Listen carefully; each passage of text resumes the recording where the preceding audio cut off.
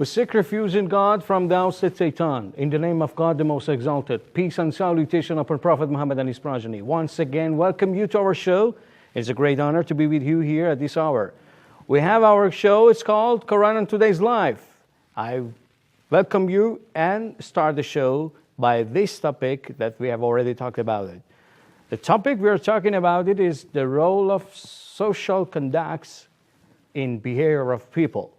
So our expert has told us already about many things in this regard. And let me introduce His Eminence to you, Professor Hujjatul Islam wal Muslimin Dawoodi from Islamic Seminary of Qom. So today we're going to further this topic with this question, how a Muslim supposed to be in a society? Let's go to him and say hello and have his introductory words. Assalamu alaikum, welcome to your show and thanks for your time. Please have your introductory word. Assalamu alaikum. I would say hello to you and all the viewers, and inshallah we continue our discussion in this session. Thank you indeed for your time. As you heard, I said how a Muslim is supposed to be in a society. It has different angles and aspects. We would like to go through and know more. Would you please elaborate in this regard? Of course, yes. We start with the name of Allah, the most gracious, the most merciful. We were talking about different verses of Holy Quran regarding to a Muslim who wants to live in a society peacefully without a problem and also be a moral person. What are the teachings of Holy Quran? Because those people who do not know the Holy Quran and do not have studied yet the Holy Quran, they may think that this book is the book of violence or so on. And we want to show them they can refer to the verses of Holy Quran. If I'm not a good Muslim, we shouldn't say that the Islam is not a good religion. The Holy Quran does not have good recommendations or advices or so on. But we were talking about the society, the role of the society in the behavior of the people. And after that we lead to this discussion that I want to live in a society. How should I be to live peacefully without a problem in a society? We mentioned many different verses of Holy Quran in this regard.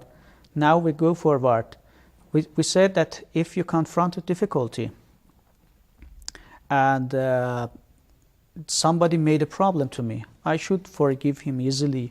And we said this holy verse of Holy Quran, خُذِ الْعَفْوَ وَأَمُرْ بِالْعُرْفِ وَأَعْرِضْ عَنِ الْجَاهِلِينَ.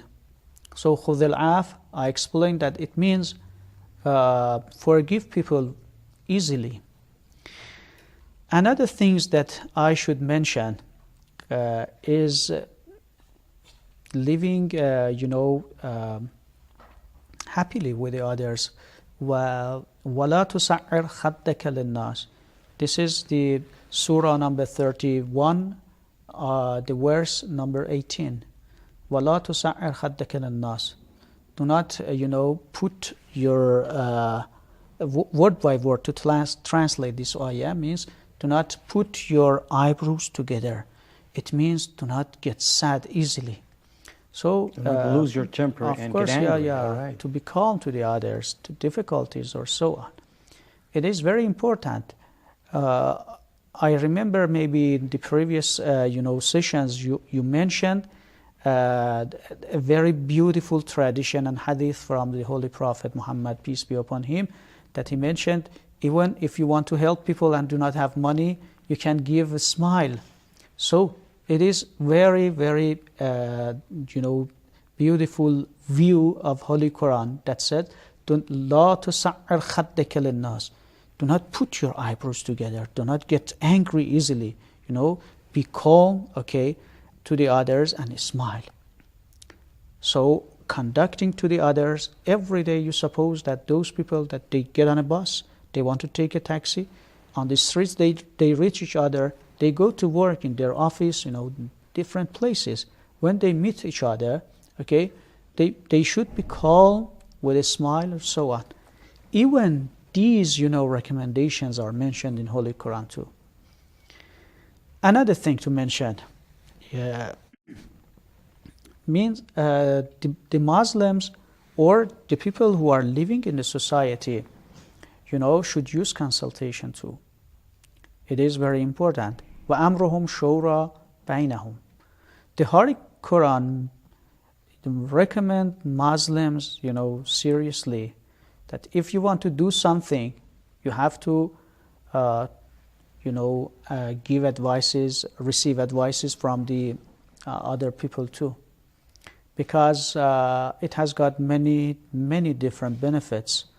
But one of them is if I come to my friend and ask him about the things that I want to do.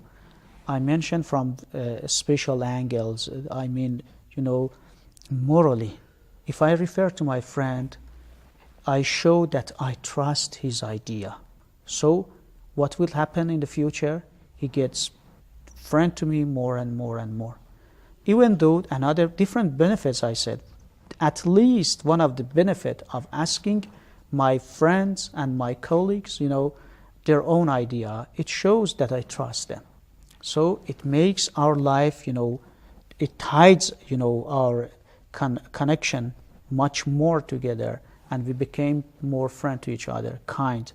Can it be, one of the philosophical, viewpoints of Holy Quran regarding this issue to have consultation together? At least. I said it has got many different benefits, because you suppose that I want to do something that I do not have enough information about it. So what my wisdom advise me to refer to an expert, okay? But without the things, at least it has got a very, very beautiful view, that if I refer to my friend, my colleague, my spouse, it shows that I trust them, and it make us link together much more. Say, oh, he is the person that everything that he wants to do, he refers to me. So let's be much more friend. They become kinder to each other. It is very important to be kind among the Muslims, among the people. But as well as you mentioned, it has got many, many other benefits to consult among the others too. Does it, means that, does it mean, God Almighty wants us to be congregated and to be gathered, by this consultation? And, consultation, as you pointed out, makes some kindness and make us so closer. And maybe, in my viewpoint, it makes us to receive different, ideas and knowledge. And even this thing can, improve our knowledge and make us to be a learned person. Is it the case, or you have to correct me here? Of course, it can be too. Many different, benefits for consulting the others, and receiving advices from the others. They can be too. I agree with you. But because we are looking in this issue at this point of view, at this angle, we say that exactly the Holy Quran mentions the Muslims to, tied with the other, people in the society harder. Mm-hmm. And one of the ways is to consult them. Of course, I receive from my consultation, I receive my best way too, because they know the way better, they know how to do better, and in this case, I learn it. Of course, learning in Holy Quran has got a very, very important, case, is a very important case, and we are not going to talk about it, but anyhow, consultation is another kind of receiving knowledge from the others too. Except consultation and more of this, so what thing, God Almighty by Holy Quran has revealed to us to do? Yeah. Do you know, in my everyday life, I may confront some others that they are ignorant. I see. Their behavior is completely different to the people. What should I do to them? Shall I argue, badly to them every day, or no? The Holy Quran recommends us, إِذَا خَاطَبَهُمُ الْجَاهِلُونَ قَالُوا سَلَامًا. Yeah, means those people who are good believers, are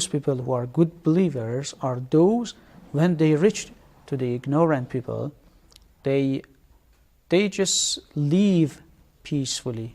قالوا سلاما literally means they say hello. But when I say hello, when peacefully I, confront something. And it means, do not argue with them and do not, Of course not. Of course not, because they are ignorant enough to confront me to the problem, a different issue or so on. Does it mean, we have to say salam to them, for example, hello? And so maybe At least saying hello, no problem, because I said literally قالوا سلاما means say hello to them. But salam, the word salam has come from the word, peace in Islam. Mm-hmm. So because it means peace, it means when you confront those who do not have enough knowledge and are going to make you a problem, so how should I do with them? So say nothing and leave. Peacefully leave them. Say nothing and leave. So those people who are ignorant and are going to make me different problems should be treated in peacefully way. This is the recommendation of Holy Okay, Quran. before going to an intermission, if you have as a final word for this, to conduct with the ignorant, so please elaborate and let us know. I think the word salam is very, very important as containing, it's not like hello in English. So salam means peace. So it is containing lots of meaning. It means, to leave them peacefully or just to be calm with them, to do not, fight with them or to do not lose your temper, it means. Is it? Yeah, I agree with you. It means this. When I say leave them, the Holy Quran does not mention that leave them. Means leave their words, put them aside, yeah. I see. Do not mention them. Thank you indeed. Okay, dear audience, let's have a short break. We'll be back again to you. Just to stay with us.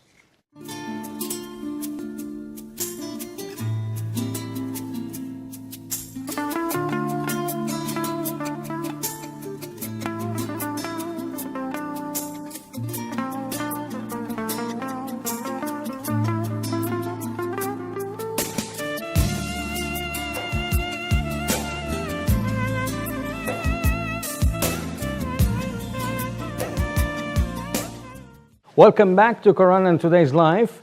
We are talking about the society and the social conduct of people in the society. And our expert was telling us the details about this issue. So let's go back to him and know more about this very important issue that he was pointing out. Okay, I would like to introduce our expert to know him more, Professor Hujjatul Islam al-Muslimin Dawoodi from Islamic Seminary of Qom. Okay, Professor, thank you for joining us today. It's a great honor for us to have you here. So you were pointing out about the issue of how a Muslim is supposed to be in a society. You told us about to forgive somebody if he has done something against him. Okay, and would you please elaborate more? And the rest of the thing is left here, so let us know. Yes. Thank you very much. The things that we mentioned, quickly, I just mentioned them. Consultation, which was one of the recommendations of Holy Quran. Forgiveness, to forgive people. Yeah, I should be forgiveness. Keeping my promise, and many different things that we mentioned. And following, these good recommendations of Holy Quran regarding to the behavior of the Muslims in the society, and regarding to their, different conducts to the others, comes, this word. If I want to live with the others peacefully, there is something which is very bad, and some people unfortunately used to it, and it is called backbiting. The Holy Quran is, I say that the Holy Quran is the enemy, of these, characteristics, of course, an attribute. There is a verse in Holy Quran which mentions in Surah number 49, the verse number 12, لا يغتب بعضكم بعضا. لا يغتب means do not backbite. Do not backbite. Do not backbite one. One to another. So it is very important, because if I want to live with the others, I've got some, duties, toward the others too. The Holy Quran says, I shouldn't mention my friend in a bad way. We are living together, but somebody is not present here. Yeah.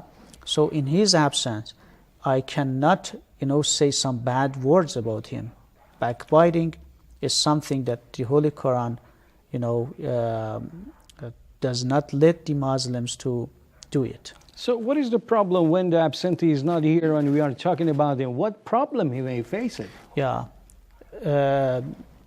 We were talking about the role of the society, All right. and the behaviors of the people.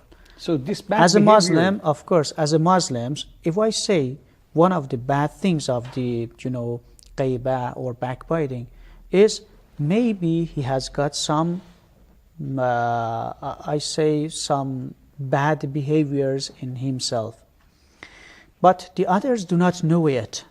If I start telling them or tell the others his own, problems, at least the others will be bad with him and find out that he has got a problem. So it is not a good way in the society to behave to the others. So you mean the first thing, it cultivates hostility toward another one? Of course, yeah. So the society will be destroyed little by little if everybody knows the other's problem, if everyone knows the other's, difficulties, bad behaviors, or so on. Can we say that there is a person in a society who is completely good, without any, bad behaviors? There are many people that they have a small,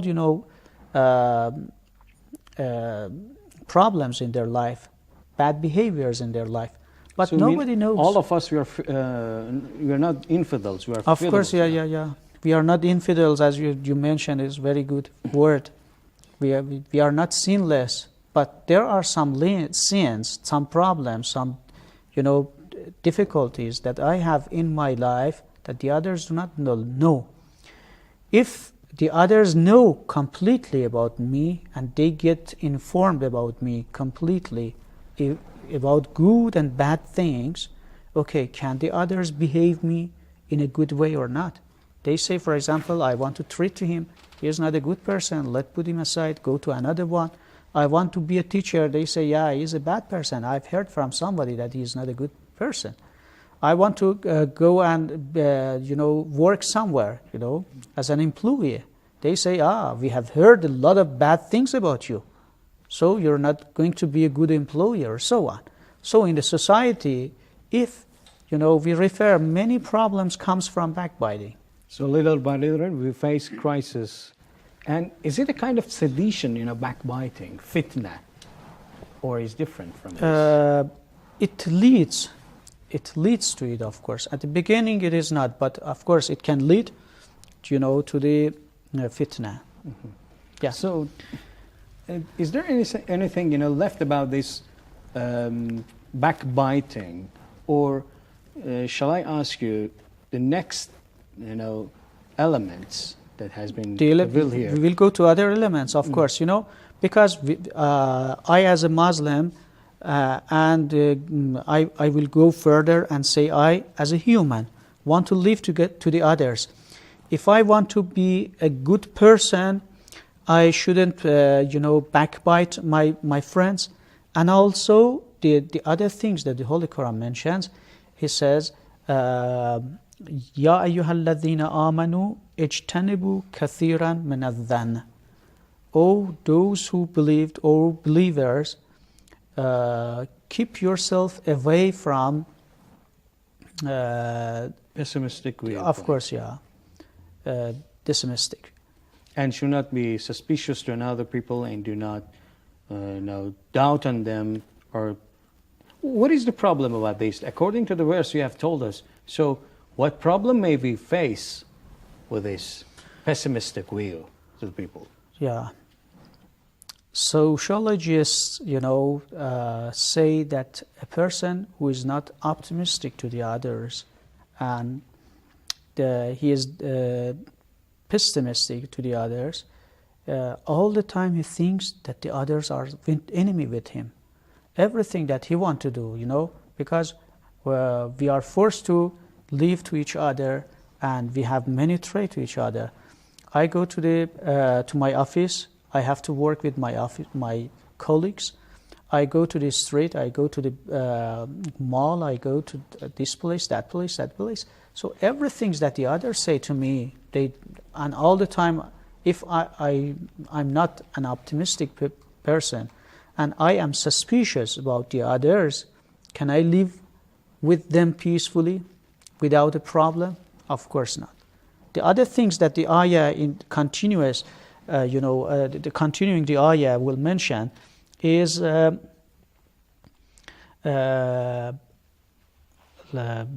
تَجَسَّسُوا. Do not investigate in the other's life, because maybe Yep, sorry, because something came to my mind, and I think it's better to ask you, because somebody naturally and intrinsically he is pessimist. So how he can treat himself, how he can have a remedy for himself, to be released from this bad, we can say, behavior. The verse of Holy Quran, at the to the rest of this verse will show us the way. La tajassasu. Do not investigate into people's life. Yeah. If all the time I consider the others, what are they doing, or so on and so on, of course I became little by little more informative about them, and I became suspicious about the others. But the Holy Quran says, do not investigate to the others. Yeah, this is their own life. It's none of my business. I shouldn't, be very, very curious about their privacy. Of course, yeah, the personal life of the others. It is very important, because if I want to, for example, study somewhere, I have to completely search about it and find out the best one.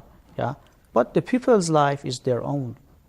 So why, Holy Quran is caring about the privacy of human beings, not only Muslims, human beings? So what is the element, or what is the fact here that Holy Quran wants every human being's privacy to be kept safe, and nobody investigate and enters inside?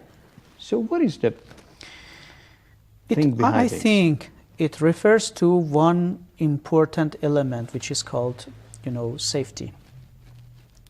Right. Safety is not only about the enemies, the borders. I should keep our borders with troops or so on.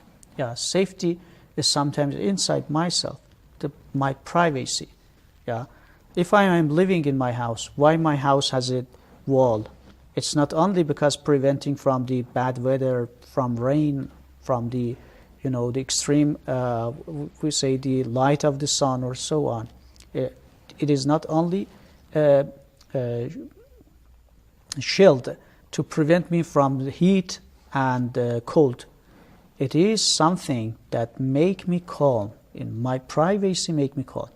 Unfortunately, nowadays, in different societies, we say modernity, unfortunately, has brought some problems for the others too, because we do not follow these moral, recommendations. Unfortunately, it has made many different problems. Yeah, if I am living somewhere, okay, there is a camera. I should say that there is a camera here.